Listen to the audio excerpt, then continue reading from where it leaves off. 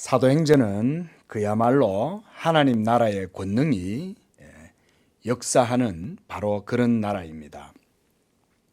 그래서 우리가 사도행전을 성령행전이다 이런 말로도 부르는 분들이 있는데 그 말은 지극히 합당한 표현이라고 생각이 됩니다. 성령이 역사하시는 것은 눈에 보이지 않지만 사실은 실제적인 역사예요. 믿으시기 바랍니다. 하나님이 여러분 눈에 보이지 않는다고 해서 무슨 그분이 사람의 어떤 이성이나 사람의 상상력 속에서나 존재하든지 아니면 무슨 전설이나 신화 속에만 존재하든지 그런 게 아니에요. 온 우주 만물을 창조하신 그 하나님은 살아계세요. 그리고 매우 인격적인 분이에요. 한번 제가 인격적이다, 하나님이 인격적이라는 말에 대해서 제가 설명을 한번 드렸는데 그 말은 뭐냐면은 하나님은 지적인 존재이시고 그리고 그 지적인 하나님은 온 우주 만물을 통틀어 다 아시는 분이다. 이렇게 제가 말씀을 드렸어요. 그 전지전능하신 그분은 인격적이시기 때문에 또한 모든 일들을 기뻐하시는 뜻 가운데에서 행하시는 줄로 믿습니다. 이것이 우리 기독교 신앙의 매우 중요한 고백이에요. 하나님은 모든 일을 행하실 때 자기의 기뻐하시는 뜻대로 행하세요. 그렇기 때문에 그분은 자유롭게 행하시는 분이에요. 자기 뜻대로 행하시니까. 그러니까 하나님의 모든 일에는 그침이 없어요. 오로지 하나님의 뜻대로 기뻐하심을 따라 자유롭게 모든 일을 행하신다. 이게 바로 하나님의 인격성이다. 이렇게 제가 말씀을 드린 적이 있습니다. 그게 바로 사도행전의 역사 속에서 우리가 들여다볼 수 있는 것들입니다. 오늘도 여전히 이 초대교회 성도들은 엄청나게 많은 박해를 당하면서 살해의 위협, 죽음의 위협, 여러 가지 위협 속에 교회가 불안해하고 큰 고통과 괴로움 속에 있는 것을 볼 수가 있습니다. 1절 말씀에 보니까 그때 헤롯 왕이 손을 들어 교회 중에서 몇 사람을 해하려 하여 이런 걸 볼 때 초대교회 성도들이 얼마나 정치적인 상황이나 여러 가지 종교적인 상황에 위협에 처해 있는가를 우리가 알 수가 있어요. 결코 그러니까 사도행전적인 역사는 낭만적인 그런 로맨틱한 그런 여러분 초대교회 상황이 아니었던 거예요. 죽음의 위협이 경각간에 달려 있었던 거예요. 사면초가에 몰려 있고 정말 이리 가도 붙잡히고 저리 가도 붙잡히고 어찌할 수 없는 그런 상황. 유대인들한테 쫓기고 로마인들한테 붙잡히고. 2절에 보니까 요한의 형제 야고보를 헤롯이 잡아서 칼로 죽였다. 여기서 요한의 형제 야고보는요, 바로 사도 야고보를 말합니다. 알페오의 아들 야고보 사도. 이 마태복음 10장 3절에 나오는 그 12제자 중에 한 사람이에요. 이 헤롯 왕은요, 우리가 역사에서 볼 수 있는 이 아그리파 1세로 칭하는 사람입니다. 그는 아리스토블루스라고 하는 사람의 아들이었고 이 왕이 또한 보면 그 왕족의 역사가 이 사륙의 역사예요. 그 아비에게 죽임을 당해요. 그게 그 손자인 거예요. 그러니까 참 이 저주받은 집안인 거죠. 그 이 헤롯이 얼마나 광기에 서려져 있는지, 그리고 그런 집안에서 태어나가지고 지금까지 살아와가지고 이 사람은 권력욕밖에 몰라요. 이 권력으로 모든 그 시대에 자기의 것을 모두 다 소유하고 자기가 다 누릴 줄 알았던 아주 기고만장한 왕, 바로 그 사람이 이 아그리빠라고 칭하는 헤롯 왕이었습니다. 3절에 보면 유대인들이 야고보를 헤롯이 죽인 것에 대해서 기뻐한다는 사실을 그가 깨달았어요. 그러자 이 사람이 이제는 더 혈기를 부려서 베드로까지 잡으려 해서 베드로를 체포했어요. 그리고 그때가 무교절 기간이었다 이렇게 말합니다. 무교절은 유교절을 지키기 앞서 지키는 한 주간의 절기입니다. 무교절. 그 무교병을 먹고 그렇게 해서 하나님께서 이스라엘 백성들을 구원하시는 바로 그 출애굽 사건을 기념하기 위해서 주어진 무교절이죠. 어떻게 보면 굉장히 의미심장한 기간에 이런 일이 일어나게 된 거예요. 무교절이란 결국은 하나님의 순전한 구원의 역사가 이루어지는 바로 그때에 이 헤롯 왕이 이 교회를 핍박하고 교회의 지도자들을 잡아서 옥에 투옥했다는 사실입니다. 4절 말씀에 보면 잡아서 옥에 가두어서 어떻게 하냐면 철저하게 포박하고 감시와 통제를 철저하게 하는 거예요. 보니까 군인 4씩, 그래서 4패에게 맡겨서 지켜서 6월절 이후가 끝나면 백성들 앞에 이끌어내어서 거기에서 이제 사형을 집행하려고 지금 이 베드로를 잡은 거예요. 그러니까 지금 분위기가, 초대교회 분위기가 얼마나 지금 삼엄하고 위협과 경각간에 달려 있는지 우리가 여기서 볼 수 있죠. 그렇죠? 야고보 사도가 벌써 죽임을 당했어요. 그러니까 초대교회 성도들이 얼마나 슬퍼했겠어요. 그리고 또 엄청나게 움츠러들었겠죠. 목숨의 위협도 있고 이러니까 교회가 완전히 막 움츠러들이고 굉장히 큰 어떤 고통과 슬픔뿐만 아니라 공포도 그들을 엄습했을 거예요. 그런 가운데 이제 베드로마저 사로잡혔으니까 이 초대교회 성도들이 뭐 너나 없이 지금 엄청 큰 고통 속에 사로잡혀 있었던 거예요. 우리가 그런 상황을 이해하지 않으면 본문이 좀 실감이 안 나요. 우리가 그런 상황 속에 좀 들어갈 필요가 있다. 그리고 이 헤롯 대왕이 이렇게 교회를 핍박하는 이유는 뭐냐면 이 공공연하게 사람들한테 구경거리를 제공하기 위해서 이 짓을 한다는 것입니다. 그걸 보면 알아요. 그래서 일반 그 유대인들뿐만 아니라 이런 평민들에게 기독교의 적대적인 세력들인 유대인들과 그 유대인 지도자들과 정치적인 그런 연결고리에 있는 사람들에게 이 환심을 사려고 하는 그런 속셈 때문에 그가 이런 일들을 벌인 겁니다. 그리고 당시 얼마나 이 예수 믿는 이 기독교인들을 핍박하고 유대인들이 굉장히 미워했잖아요. 그러니까 이 피에 굶주려서 광기로 막 이렇게 타올라 있는 그런 사람들의 마음을 그걸로 누그러뜨리면서 동시에 자기의 정치적인 이권을 챙길 셈으로 이 헤롯이 베드로조차도 잡은 거예요. 그래서 6월절이 끝나면 이 베드로를 다 이 거리에, 광장에 끌고 나가서 거기서 처단을 하려고 지금 그렇게 계획을 세운 것입니다.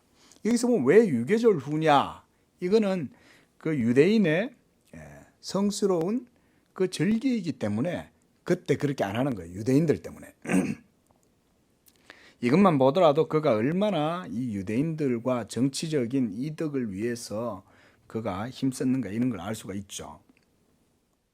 그런데 그때 교회는 무엇을 하고 있었을까요? 5절에 보니까 교회는 그를 위하여 간절히 하나님께 기도했다 그랬습니다. 베드로가 옥에 갇혀 있을 때 성도들은 계속 하나님께 기도하고 있었던 거예요. 이것이 바로 교회입니다. 교회는요, 이 땅에서 살아있는 교회는 항상 여러분 이 세상과 함께 즐거워하고 이 세상의 연락을 즐기는 가운데 거기에 발맞추어 가면 여러분 교회는 병드는 거예요. 그렇지 않습니다. 교회는 오직 진리의 말씀을 따라서 나아갈 때에 이 세상과 함께 하지 않기 때문에 발을 맞추어 나가지 않기 때문에 세상에서 핍박과 조롱과 멸시를 받기도 하고 무시를 당하기도 하고 어떨 때는 심지어 아무 존재도 아닌 것인 양 그렇게 취급을 당할 수도 있어요. 그러나 교회는 항상 무엇을 하냐? 복음과 함께 고난을 받고 그 가운데 성도들은 항상 기도하는 교회였다. 우리 양재교회도 복음과 함께 한다면 이와 똑같은 길을 걸어갈 수밖에 없어요. 이거는 2000년 전이나 지금이나 변함이 없습니다. 주님 오시는 그날까지 이 세상에 참되고 진실한 진리 가운데로 나아가는 교회, 예수 그리스도의 복음과 십자가의 복음만을 붙들고 나아가는 교회는요, 이런 일을 당하는 것에 대해서 이상하게 생각하면 안 돼요. 오히려 그런 일이 우리에게 닥친다 그럴 때 교회는 무엇을 하냐? 하나님의 품에 모여서 기도하는 것입니다. 교회의 유일한 무기는 하나님의 말씀과 성도들의 기도예요. 이 기도를 통하여 하나님의 전능하신 능력을 경험하게 되는 것입니다. 오늘 이 사도행전 속에서 오늘 우리는 바로 그 사실을 볼 수가 있어요. 그리고 초대교회 성도들은 이렇게 지도자들이 막 사로잡히고 교회가 온갖 위협과 핍박을 당할 때에 용기를 잃거나 그리고 혼비백산 해가지고 정신을 잃고 막 뿔뿔이 흩어진 게 아니라는 사실을 볼 수 있습니다. 이건 먼저 초대교회 성도들이 얼마나 성령 충만했는가를 우리가 알 수 있어요. 여러분, 이거 세상 말로 우리가 맨정신으로 이렇게 못하죠. 그죠? 어떻게 그런 상황에서 도망도 안 가고 그 예루살렘 성에서 기도하고 있었냐 이거죠. 하나님께 그들의 모든 소망을 전적으로 두지 않는 한 이룰 수가 없어요. 우리 같으면 벌써 짐 싸들고 한강 이남으로 저 너머로 멀리 피난을 가야 될 파인데 이들은 그렇게 하지 않았다. 교회가 핍박당할 때 모여서 하나님께 기도했다. 이것이 바로 깨어있는 교회의 모습입니다. 또한 이것이 복음의 전투에 참여하고 있는 오늘날의 교회의 상황과도 똑같은 거예요. 오늘날 한국 교회가 너무나 배부르고 물질적인 풍요와 이 세상이 제공해주는 여러 가지 편리함에 영적인 눈이 점점점 무뎌지고 영적인 태만함에 사로잡힌 것은 우리 한국 교회의 성도들이 기도해야 될 제목이에요. 복음의 야성을 찾지 않으면 하나님께서 라오디게아 교회를 향해서 내가 너희가 덥지도 않고 차갑지도 않으니 내가 너희를 뱉어내 버리겠다. 내가 촛대를 너희에게서 옮기겠다. 여러분, 하나님께서 이렇게 경고해 주셨잖아요. 우리 한국 교회도 기도해야 되는 줄로 믿습니다. 먼저 우리 양재 교회가 그 작은 자리에서 모여 기도하는 거예요. 하나님, 이 땅을 긍휼히 여겨 주시고 이 땅의 모든 죄를 제거해 주시고 정결하게 하시고 성령으로 지면을 새롭게 해 주시고 그래서 이 땅이 진정한 하나님 나라의 통치와 하나님의 의가 세워지는 그런 나라가 되게 해 주옵소서. 이런 기도를 하실 때 하나님께서 듣고 응답하실 줄로 믿습니다. 우리의 기도는 결코 땅에 떨어지지 않아요. 어디에선가 여러분들의 기도가 분명히 열매를 맺어요. 여러분, 이런 마음의 확신을 갖고 기도하십시오. 저는 그렇게 진짜 믿어요. 이 작은 자리의 한 구석에서 기도할지라도 나의 그 기도는 결코 저는 떨어진다고 생각하지 않습니다. 우리 성도들도 그렇게 분명히 믿고 기도하세요. 그게 비록 나에게 뭔가 지금 당장 어떤 효과로 나에게 눈에 돌아오지 않는다 해도 상관없어요. 나의 그 기도를 통해서 어디엔가 하나님의 의가 응답해서 사로잡혀 있던 자가 해방함을 얻고 어두움 가운데 있는 자가 빛을 보게 되고 무시를 당하고 생명의 위협을 당하는 자들이 하나님의 기적적인 능력으로 구원함을 얻고 이런 역사가 나타나게 될 줄 어떻게 알아요? 그게 하나님의 역사예요. 그게 꼭 내가 아니어도 괜찮아요. 내 자녀가 아니어도 괜찮고 내 모든 생활 속에서 그런 일이 안 일어나도 상관없어요. 왜냐하면 하나님 나라의 역사잖아요. 똑같이 예수 믿는 사람에게 하나님이 그와 같은 은혜를 베풀어 주옵소서. 한국 교회를 위해서 기도할 때 그렇게 하나님께서 역사하십니다. 그래서 교회는 날마다 전쟁을 하고 있는 거예요. 이 복음으로 인해서 세상에 빛을 비추게 되고 어둠에 있는 자들을 일깨워 빛으로 인도하고 사망에서 생명으로 이끌어내기 때문에 그렇습니다.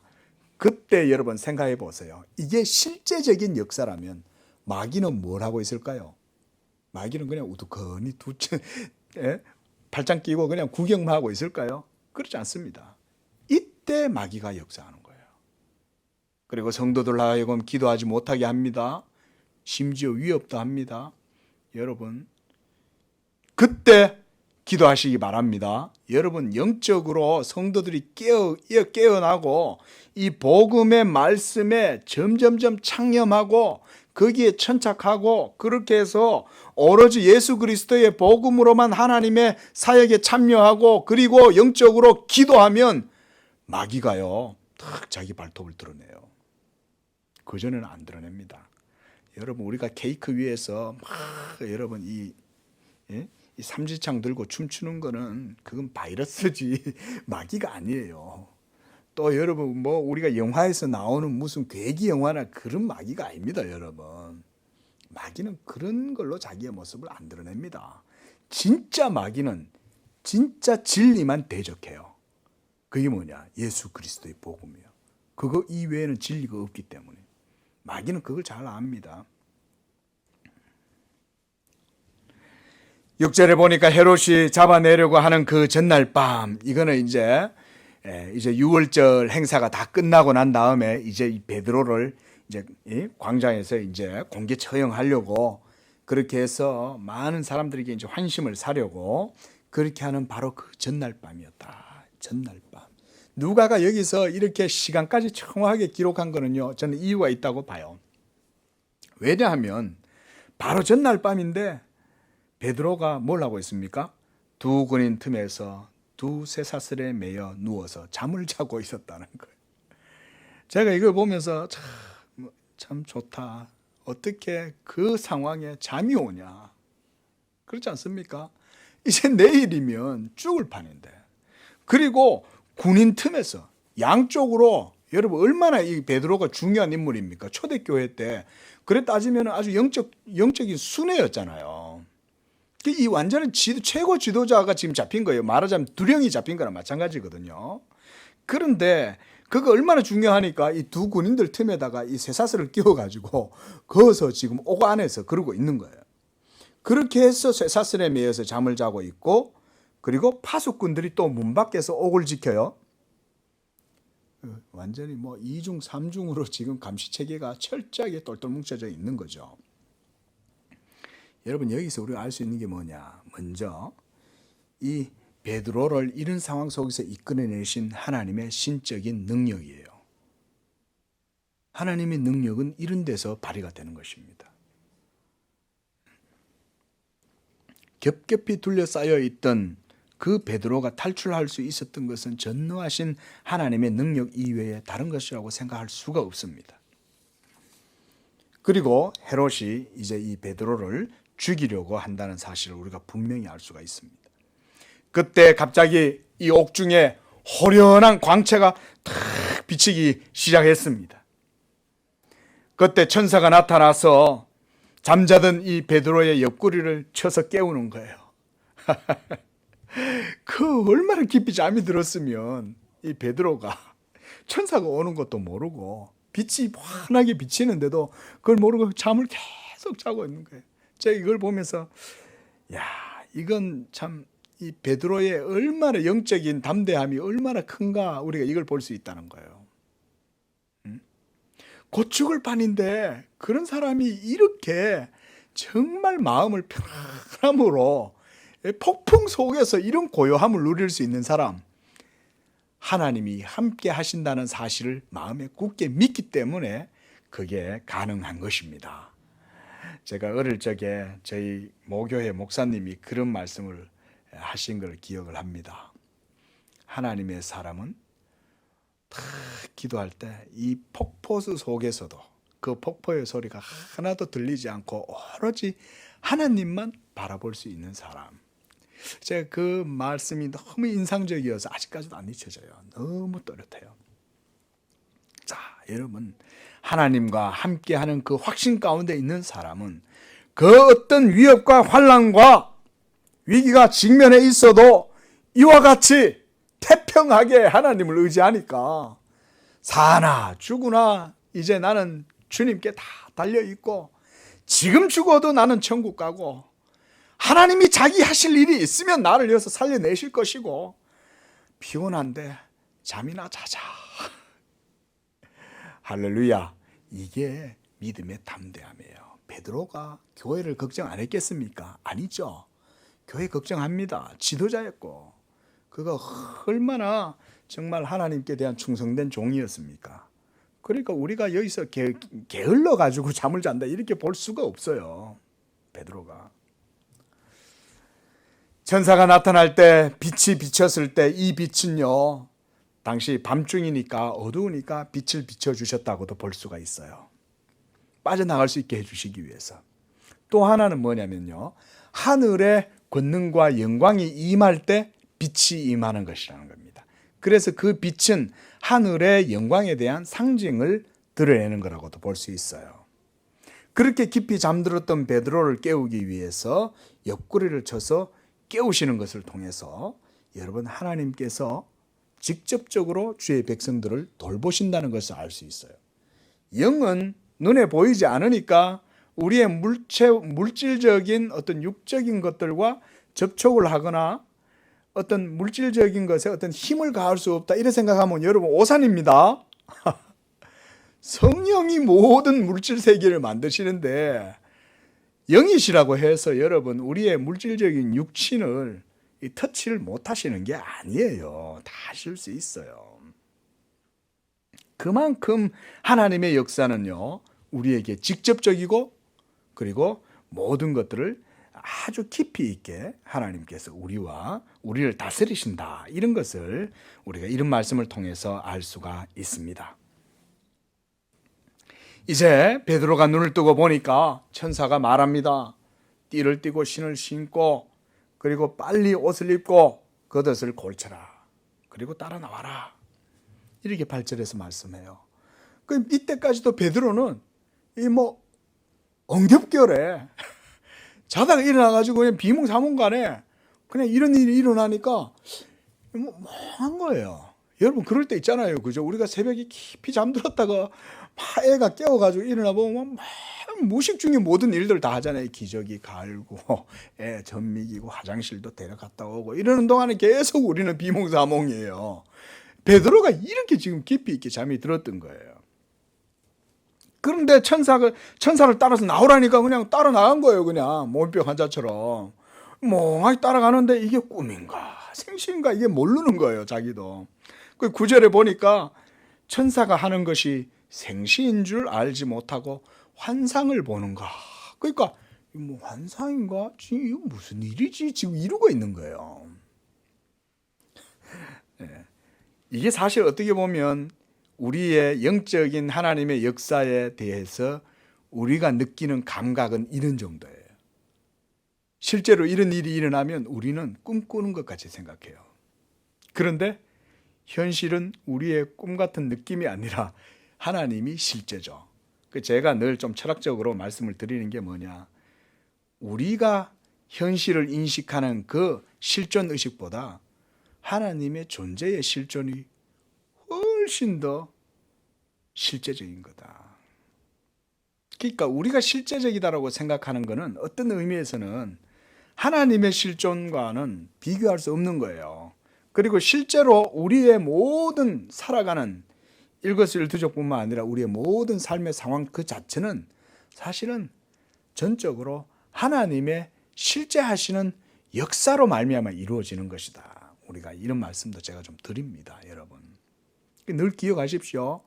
내가 생각하는 현실에 대한 인식의 실제성보다, 내 의식보다 하나님의 존재의 실제성이 훨씬 더 초월적이고 능력이 있다는 거예요. 그래서 제가 늘 그 비유를 들죠. 지구를 누가 돌리냐 이거예요. 그렇잖아요. 그렇지 않습니까, 여러분? 지구가 그냥 돌아도 여러분 어디 쟁반 위에서 도는 게 아니잖아요. 혼자 공중에 떠가지고 태양 주위를 계속 돌아가는데 지금까지도 한치의 오차가 없잖아요. 한치의 오차가 있습니까? 그걸 누가 하냐 이거예요. 그야말로 하나님의 능력이죠. 여러분 기적이 어디 있습니까? 그런 게 기적이죠. 기적을 딴 데서 찾을 이유가 뭐 있어요? 예? 그런 게 다 기적이죠. 우리가 비를 내립니까? 우리가 공기를 만들어냅니까? 우리가 빛을 만들어냅니까? 안 그렇습니까? 항상 삶 가운데 여러분 하나님을 찬양하시기 바랍니다. 오늘도 빛을 주시고 공기를 주시고 지구를 돌려서 중력이 있게 해서 인간들의 모든 생활의 삶의 터가 인간들이 중력을 의지해서 땅을 걸어가고 시간 속에서 삶을 살게 할 수 있게 하시고 이 모든 게 다 여러분 하나님의 기적이에요. 기적이 막 나타나야 기적이 아니라 이거예요. 그 자체 속에 이미 하나님의 은총이 다 있는데 어디서 기적을 찾냐 이거예요. 그러니까 기적을 찾는 거는 전부 다 헛바이다. 전부 다 헛바이다.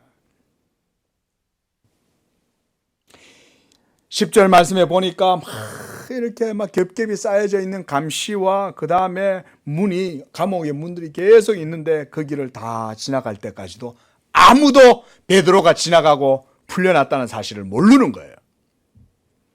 이중 삼중의 삼중으로 쌓여있는 이 삼엄한 감시를 통해서 그가 걸어나갈 때 아무도 몰랐던 것은 전능하신 하나님의 능력으로 행하셨기 때문입니다. 믿으시기 바랍니다. 제가 여러 가지 체험이 있어도 제가 굳이 말 안 하겠어요. 그런 거 말한다고 여러분 신앙에 별로 도움이 안 되기 때문에 그렇습니다. 예. 그저 오늘 우리에게 보여주신 기록된 이 말씀 하나만 우리가 믿어도 돼요. 충분해요. 굳이 제 경험을 말 안 해도 돼요. 여러분. 그렇다고 뭐 제가 뭐 이렇게 여러분 벽을 통과해서 지나왔다 이런 얘기 아닙니다. 그러나 저는 지금까지 하나님께서 모든 길을 돌보실 때 이와 같이 저는 이 말씀이 성령이 이렇게 인도해서 정말 하나님의 성도들을 돕는다는 사실을 그래도 저는 알아요. 하나님께서 얼마나 친절하게 베풀어 주시는지 몰라요. 그렇다고 목사에게만 특별히 주신다, 제가 그런 얘기하는 거 아닙니다. 주의 모든 성도와 특히 교회를 하나님께서 이와 같이 오늘날도 실제적으로 지켜주시는 줄로 믿으시기 바랍니다.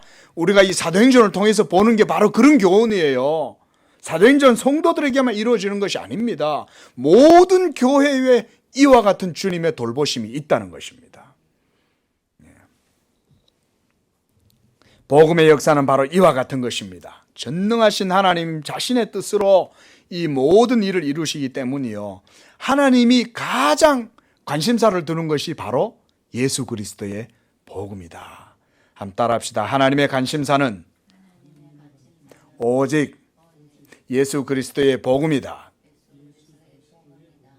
예, 이걸 여러분 집중하세요. 여러분들이 하나님의 진리가 뭐냐를 여러분들이 성경을 통해서 깊이 배우고자 할 때 이게 핵심이에요. 하나님의 관심과 하나님의 영원전의 작정도 전부 다 복음이에요, 여러분. 그러니까 하나님의 모든 관심이 예수 그리스도의 복음에 다 집중되어져 있어요. 그리고 그것을 여러분들이 중심에 딱 붙들고 성경을 이해하면 제대로 길을 걸어가는 거예요. 하나님의 관심은 복음에 있어요. 그 당연히 여러분 어떻게 합니까? 교회도 당연히 이 복음에 집중해야 되는 거예요. 땅끝까지 이 복음을 위해서 주의 교회가 열심으로 복음을 전하고 주의 일들을 감당할 때 주님이 거기에 복을 주고, 할렐루야, 거기에 능력을 베풀어 주시고 거기에 자기의 영광을 나타내시고 하나님의 영광을 성도들에게 보여주시는 거예요.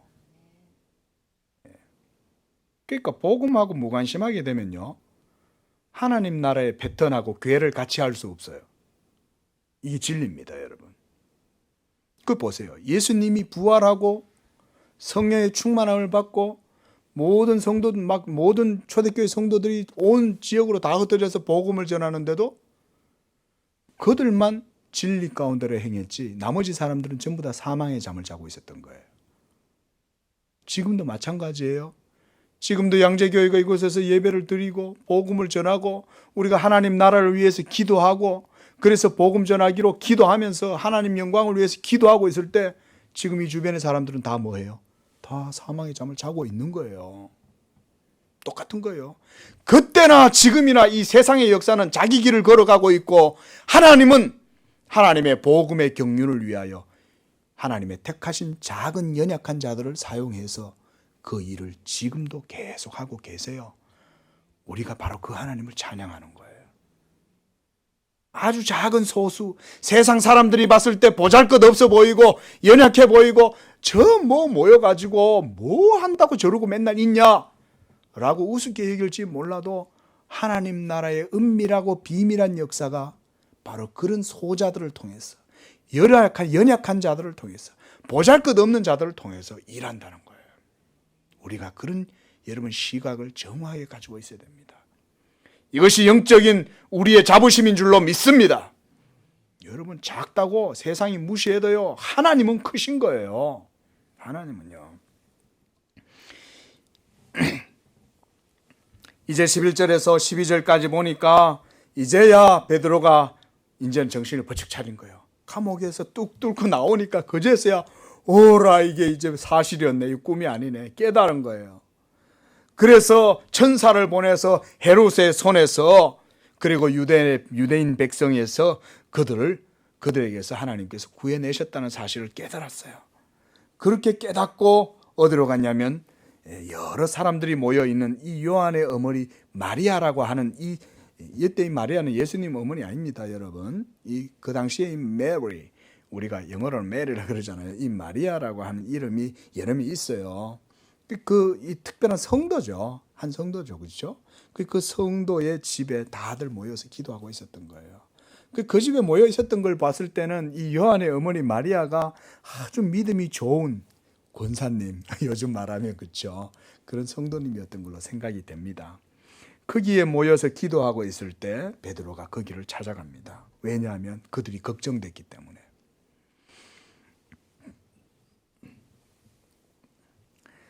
이렇게 해서 여러분, 베드로는 이제 하나님의 능력으로 구출을 받았어요. 여러분, 이렇게 하나님의 기적과 능력이 우리의 인식의 한계, 이성이 인식하는 그 한계를 넘어서는 거예요. 우리는 우리의 의식이 판명하고 우리의 의식이 클리어하면 클리어할수록 그것으로 인해서 내 자신이 누군지 알고, 그것으로 인해서 내가 생각하고 있으니 존재한다. 데카르트라는 분이, 철학자가 코기토 에르고 숨 그랬대잖아요. 예? 내가 생각하고 있는 만큼 내가 존재한다는 사실을 확실하게 확신하는 방법이 없다. 여러분, 그거는 정말로 비성경적인 생각이에요. 우리의 이성은요, 정말 초라하기 연약하고 정말 초라하기 짝이 없는 게 이성입니다. 여러분, 기억하세요. 자기의 이성을 맹신하는 사람들은 이런 말을 동의하지 않죠. 그러면서 여러 가지 철학적 논증을 가지고 막 하겠죠. 그러나 오늘 보세요. 하나님의 능력은 그런 철학적인 모든 논증이나 아무 쓸모 없어요. 아리스토텔레스나 소크라테스가 아무리 감옥에 사로잡혀 있어도 소크라테스를 구해내지 못해요. 그의 철학적 논리와 이성의 능력이. 그러나 우리의 이성의 능력을 넘어선 하나님의 초월적인 역사는 베드로를 그 속에서도 이끌어내는 것입니다. 그러할 때 사람들이 느끼는 게 뭐냐면 꿈꾸는 것 같은 거예요. 여러분, 하나님께서 여러분들의 삶에 때로 적극적으로 관여하실 때가 있습니다. 그럴 때 보면요, 꼭 어떤 느낌을 받냐면 꿈꾸는 것 같아요. 꿈꾸는 것 같아요. 왜냐하면 이게 내 이성이 막 이렇게 막 밝게 피어나가고 모든 사물들과 모든 사실들과 상황을 정확하게 판단하고 있고, 그리고 하나하나 내 눈앞에 다 드러난 것처럼 보일 때 하나님의 일이 일어나는 게 아니라는 거예요. 내가 공경에 처하고 온갖 어려움과 위기 속에 처해 있을 때 내 이성조차도 완전히 쭈그러들어가지고 어찌할 바를 몰라가지고 공포와 두려움과 근심과 외로움 속에서 꽉 짓눌려 있을 때, 그때 하나님의 전능한 손이 나를 그냥 쓱 이끌어내시는 거예요. 나와. 그러면 돼요. 하나님이 한마디 말씀만 하시면 그 일이 이루어지는 것이 하나님의 능력인 것입니다. 그게 우리 삶에 이루어지게 될 때 그게 우리한테는 어떻게 느껴지냐면 막 이렇게 오늘 베드로처럼 꿈꾸는 것 같은 거예요. 몽롱하게 이루어지는 거예요. 왜? 우리의 이성이 완전히 차단당했기 때문에. 너무나 내 상황이 기가 막힐 웅덩이에 내가 빠져있기 때문에. 그러나 바로 그때 전능하신 하나님은 우리를 돌보시고 지켜주시는 줄로 믿으시기를 바랍니다.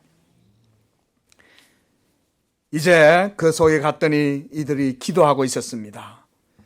그런데 놀라운 일은요, 13절에서 이 16절을 보니까 이 성도들이 이 베드로가 밖에서 문을 탁 두들기는 거예요.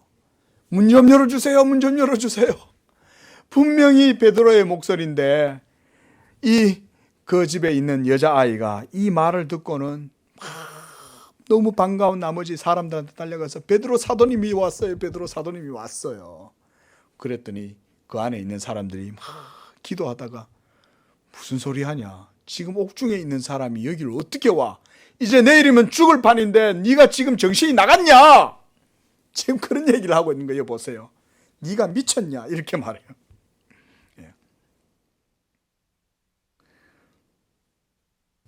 13절 말씀, 죄송합니다. 15절 말씀에 보니까 그들이 말하되 네가 미쳤다. 그러면 그 네가 실제로 그래 들었다면 아마 그 천사가 그랬을 거다. 이렇게 얘기하는 거죠. 근데 계속해서 이제 문 두들기는 소리가 들리니까 이 도대체 무슨 소린가 하고 이제 진짜 이제 확인해 보러 내려왔겠죠. 근데 문을 열었더니 아니나 다를까 베드로 사도가 그 서 있는 거예요. 여러분, 이런 거예요. 어리둥절하죠? 기도할 때 하나님 도와달라고 막 절박한 상황 속에서 기도했는데 막상 베드로가 나타나니까 안 믿겨지는 거예요. 이게 우리의 연약한 믿음입니다, 여러분. 그래서 목사님들 어떨 때 그런 얘기 하잖아요.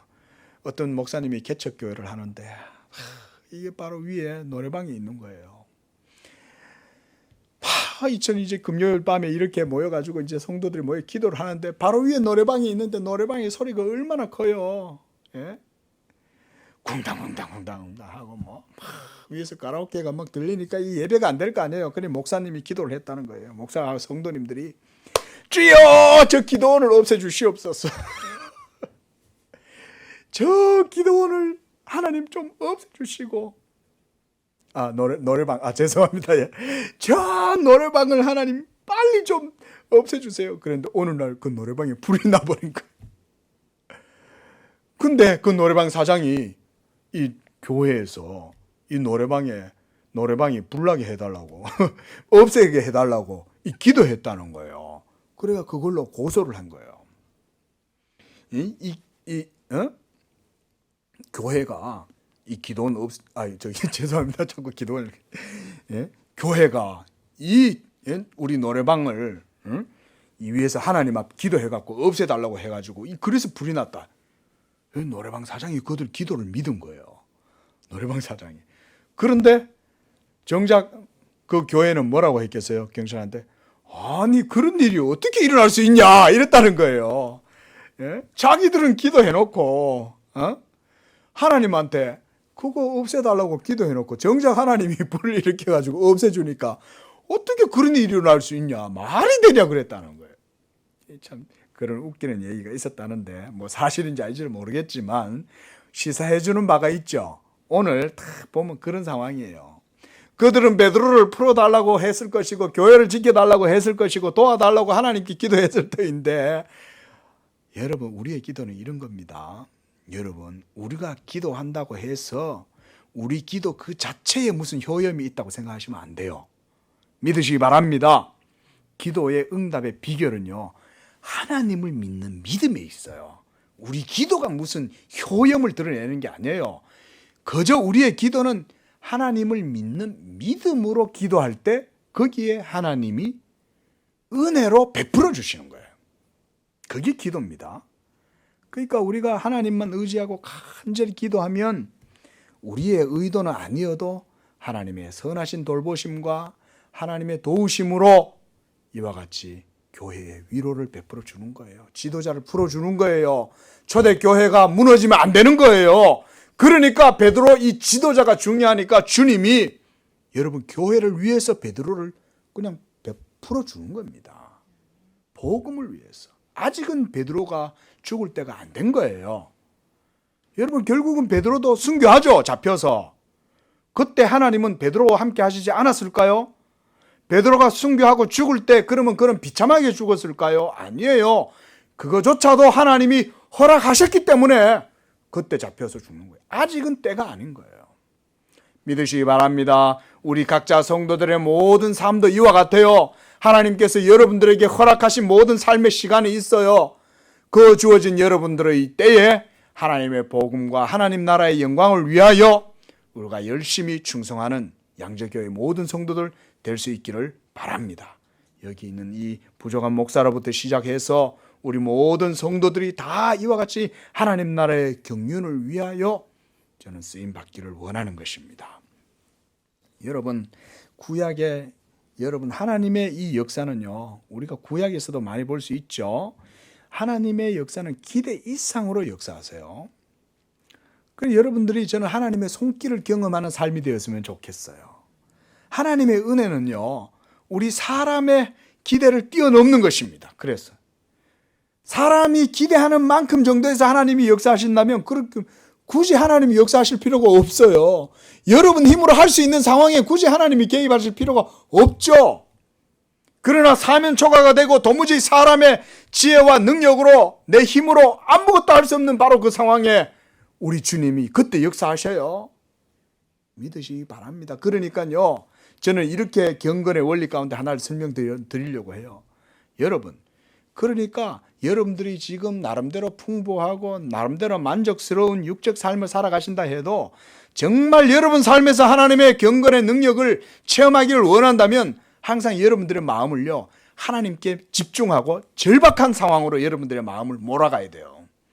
무슨 얘기냐면요, 일부러 막 내가 힘들어 하라는 얘기가 아니라 육적인 것을 의지하는 모든 마음들을 하나님 앞에 다 내려놓고 온전히 하나님께만 마음을 둠으로써 여러분들을 낮추라는 거예요. 그러면 하나님 나라의 역사가 보여요. 그래서 목사가 가진 특권 중에 하나가 뭔지 아세요? 이 복음의 사역을 하다 보면 그걸 경험을 많이 해요. 어쩔 수 없잖아요. 목사는 어쩔 수 없이 성경 봐야 돼요. 목사는요, 힘들어도 성경 안 볼 수가 없어요. 책을 안 볼 수가 없어요. 그리고 목사는 항상 기도 안 할 수가 없어요. 어거지라도 기도해야 돼. 기도 안 하고는 하나님의 일을 못 하기 때문에. 그래서 저는요, 힘들어도 여기 있다가요, 막 와서 기도해요. 예? 이 무릎이 아파도 하나님 앞에 기도합니다. 이거 나와서. 왜냐하면 기도 안 하면 이 사역을 못 해요. 그 절박함으로 하나님이, 왜냐하면 이 복음 사역자만큼 인생에 여러분 이 절박한 그 상황에 딱 서 있는 사람이 이 세상에 없다고 생각해요. 왜냐하면 복음의 최전선에 지금 서 있잖아요. 예? 그러니까 그 가운데 나아가다 보면 하나님의 역사하심을 때로 많이 봐요. 하나님이 정말 희한하게 역사하신다. 저는 이것도 목사의 특권이라, 어떻게 보면 특권이라 생각해요. 하나님의 그런 역사를 볼 수 있으니까. 자, 어쨌든 구약에서요, 여러분 하나님께서 이렇게 성도를 도와주시는 경우를 많이 볼 수 있습니다. 여러분, 그래서 하나님의 진리를 붙들면 저는 된다고 그렇게 말씀드리고 싶어요. 한 번 더 따라하겠습니다. 하나님의 진리를 붙들면 된다. 예. 여러분들의 경건의 포커스와 중심을요, 하나님의 진리에 두고, 그리고 하나님의 모든 역사는 예수 그리스도의 복음에 집중되어 있다는 사실을 늘 인식하면서 그걸 붙들고 나아가면요, 하나님이 일하시는 게 보여요, 여러분. 복음에 관심이 없고 진리를 따라서 믿음의 사이클을 안 맞추니까 하나님이 없는 것처럼 느껴지는 거예요. 그 영적인 감각이 없는 거죠. 그런데요, 그렇게 되면 영적 감각이 살아나요. 왜냐하면 진리에 자꾸 관심을 두기 때문에. 자, 그렇게 해서 17절에 보면 베드로가 이 형제들에게 자기가 이렇게 주께서 옥에서 이끌어내 보내셨다, 이 일을 이제 야고보와 형제들에게 이 말을 전해달라, 이렇게 하면서 이제 떠나서 다른 곳으로 가니라 그랬습니다. 여기서 그가 다른 곳으로 떠난 이유는 똑같아요. 바로 이 자기를 또 추적하고 쫓아오는 로마 군사들이 있을 거 아니에요. 예? 그래서 그가 다른 곳으로 떠나가는 것입니다.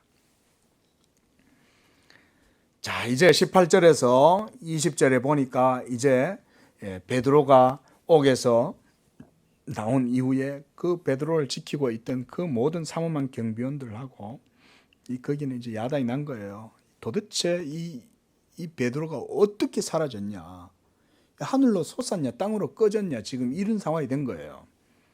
안 그렇겠습니까, 여러분? 네. 그 19절에 보면 헤롯이 그를 찾아도 보지 못하고 파수꾼들을 신문하고 죽이라 명하니라. 그 여러분, 참 이 상황이 이런 정도로 심각한 거예요. 그를 지키던 군병들이 이 사형을 당한 거예요. 죽임을 당한 거예요. 자, 20절에 보면 헤롯이 두로와 시돈 사람들을 대단히 노여워했다 그러는데요, 이것이 여러분 누가도 지금 이렇게 기록하고 있지만 이 20절의 이 내용은 그 22절까지의 내용이죠. 23절까지 이 내용은 이 유대의 역사가인 요세푸스라는 사람이 있습니다. 유명한 사람이에요. 저는 하나님께서 이 사람을 특별히 사용하셨다고 생각해요. 그가 유대인이고 역사가였지만 당시 예수님 당시뿐만 아니라 초대교회 역사에 있어서 이런 역사들을 서술하는 사람으로 하나님이 저는 택했다고 생각해요.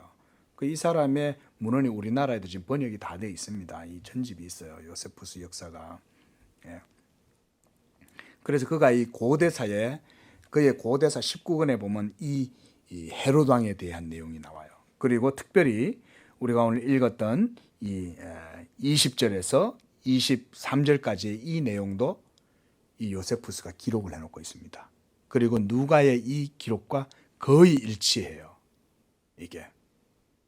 그러니까 예수를 안 믿는 이 유대의 역사가가 기록한 것이니까 우리가 이것을 실질적으로 역사의 고증으로 삼을 수 있는 거죠.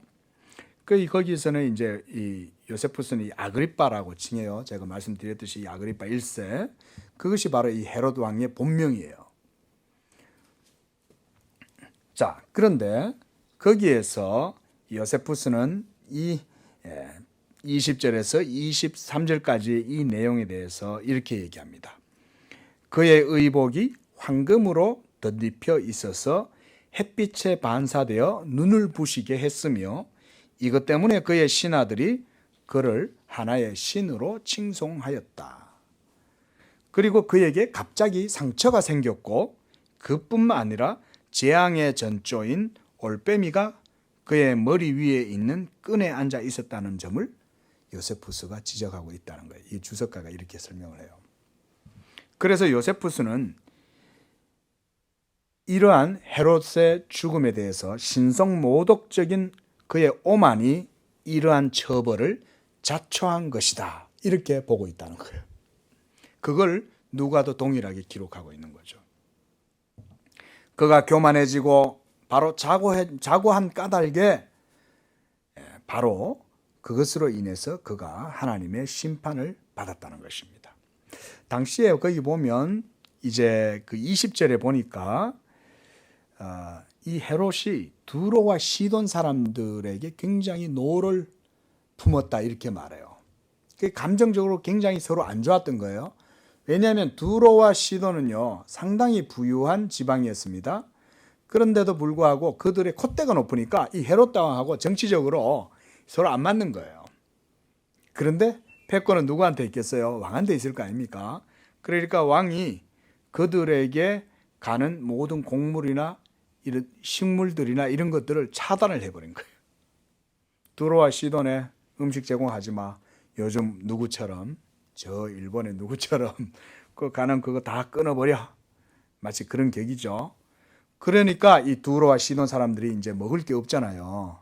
그러니까 이제 거기 보니까 그들의 지방이 왕국에서 나는 양식을 먹는 까닭에 한 마음으로 헤롯에게 나와서 왕의 침소를 맡은 신하 블라스도를 설득해서 헤롯 왕과 이 화목하기를 청한 거예요.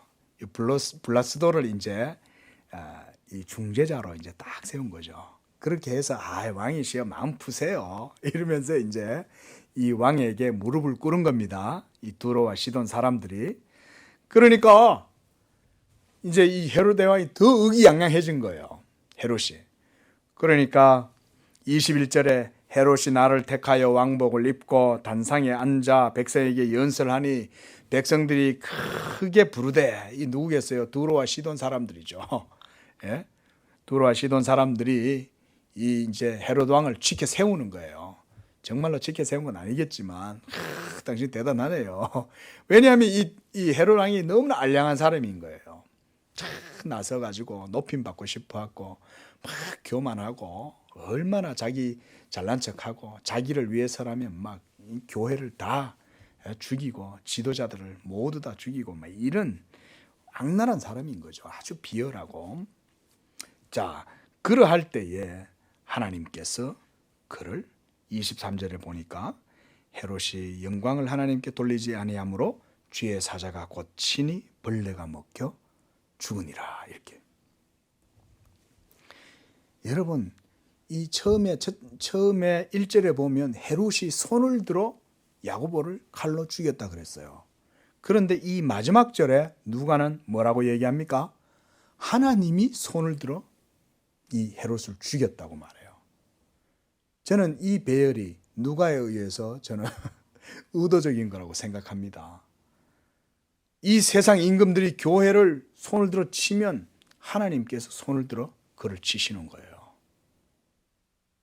믿으시기 바랍니다. 교회는요, 이 세상에 이렇게 있어도요, 결코 여러분 교회를 아무렇게 보면 안 됩니다. 하나님의 전능하신 주권과 하나님 나라의 능력이 이렇게 있어요. 우리가 다니엘서 4장에 보면요, 이런 내용을 볼 수 있습니다. 거기에 누가 나오냐면 바벨론 제국의 왕인 이 느부갓네살이라는 사람이 있어요. 그런데 이 느부갓네살이 이 4장 내용에 보면 이런 말이 나와요. 그가 어느 날 저 왕궁의 이 성곽을 다니다가 지붕 위에서 이렇게 저 아래에 이제 자기들 도성을 쳐다보고 있을 거 아니에요. 그걸 보면서 다음과 같이 말을 했어요. 이 큰 바벨론은 내가 능력과 권세로 건설하여 나의 도성으로 삼고 이것으로 내 위엄의 영광을 나타낸 것이 아니냐. 그렇게 말할 때 그가 또 이렇게 말합니다. 이 말이 아직도 나 왕의 입에서 떨어지기도 전에 하늘에서 소리가 들렸다는 거예요. 느부갓네살 왕에게. 뭐라고 들렸냐? 느부갓네살 왕아, 내가 말하노니 나라의 왕위가 너에게서 떠났느니라. 느부갓네살이 그런 생각을 하고 말을 할 때 그 즉시 하늘에서 그 소리가 들렸다는 거예요. 그게 뭔 얘기입니까? 네가 스스로 그 일을 했다고 생각하냐? 아니다. 내가 너를 세우고 내가 너에게 이 권세를 주고 내가 너를 왕으로 세워서 이렇게 했지. 하나님이 즉시로 그렇게 말씀한 거예요. 느부갓네살 왕에게. 그러고 나서 하나님께서 이 느부갓네살에게 뭐라고 말하냐면 이 나라의 왕위가 너에게서 떠났느니라. 네가 이제부터 사람에게서 쫓겨나서 들짐승과 같이 살면서 소처럼 풀을 먹을 것이요. 이와 같이 7대를 지내면서 지극히 높으신 이가 사람의 나라를 다스리고 자기의 뜻대로 그것을 누구에게든지 주시는 줄을 네가 알게 될 때까지 그렇게 너를 하나님께서 처벌을 내릴 것이다. 이렇게 말씀하시는 거예요. 여러분, 신성모독은 자신들에게 허용된 범위 이상으로 자신을 축혀 세워 올릴 때에 하나님의 영광을 흐리게 하는 거예요. 그리고 하나님을 무시하고 그 보좌를 찬탈하려고 자신을 역사의 주인인 양 그렇게 착각하면서 행세할 때에 하나님께서는 그 모든 영광이 자기의 영광이 침해당할 때에 결코 조금도 하나님 영광의 그 자리를요 악인들이나 이 세상의 정부나 권세자들에게 하나님 내어주시지 않습니다. 이건 기억하세요. 뭐 혁명을 일으켜가지고 나라를 내가 세웠다. 내 마음대로 하겠다. 여러분 하나님 죽여버리시는 거예요. 역사를 자세히 보세요. 우리 먼 역사가 아니잖아요. 참새 한 마리도 땅에 그냥 떨어지지 않아요. 하나님은요 권세자들이라도 하나님 나라에 역행하거나 자기에게 주어진 분수 이상으로 자기를 높이거나 하면요 하나님께서 어디에 크게 제가 아까 무슨 말씀드렸어요? 하나님 나라의 핵심은 뭐라 그랬죠? 복음의 역사라 그랬죠. 이 복음의 역사는 곧 교회의 역사와 계를 같이 하죠. 그죠? 그럴 때 여러분 하나님 나라의 그 역사에 여러분 거슬러서 그것 이상으로 침해하잖아요. 그럼 하나님 결코 그냥 안 놔둬요. 보이지 않는 하나님 나라는 지금도 역사합니다.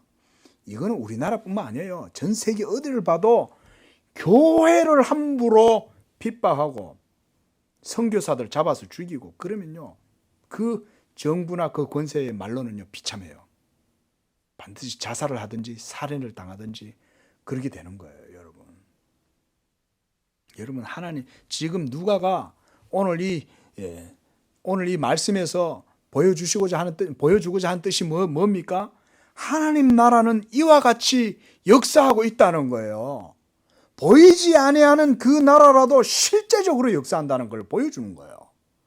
그래서 24절에 그는 이렇게 말합니다. 하나님의 말씀이 흥왕하여 더하더라. 이렇게 하나님의 말씀이 흥왕해서 세력을 얻어서 막 뻗어나가니까 하나님 나라가 힘을 얻고 성령의 역사로 막 뻗어나가니까 이런 복음의 역사가 이루어질 때에 거기에 거슬러서 대적하고 교회를 핍박하고 자기의 영광을 높이고 자신이 마치 대단한 양 하니까 하나님께서 죽여버리시는 거예요. 여러분, 이런 게 사도행전 속에 드문드문 나타나요. 아나니아와 삽비라도 마찬가지죠. 아나니아와 삽비라가 성령을 속이고 거짓말을 할 때 성령이 역사하는 그 사모만 아주 엄미하고 사모만 시간이잖아요. 성령이 역사하실 때 그때 거짓말을 친 거예요. 그들이 성령의 역사에 거슬르니까 죽임을 당하는 거예요. 오늘 이 헤롯 왕도 마찬가지입니다.